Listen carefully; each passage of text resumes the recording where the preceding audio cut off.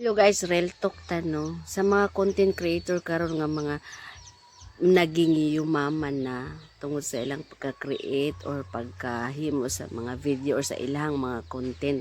Sa tinuod lang no, mag-request sila please follow, like and share.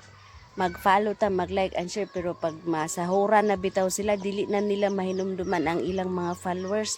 Real talk lang, sa totoo lang, ganyan talaga ang gihimo lang kanilang alkansya kanang mga tao nga mag-ingon nga, uy, kung makita ninyo ni ako ang video, please like and share para matabangan. Pero abot sa panahon nga makasweldo na sila, dili man ta nila makita, dili man ta nila pansin dia sa comment nga nag-comment ta sa ilang gusto. Naapoy uban mo ingon nga karanaang kung makita ninyo ni please like lang kay tagaan ta mo og pangbugas, pangkuan, ang uban magparapol pa din ha, mag kuan di mo comment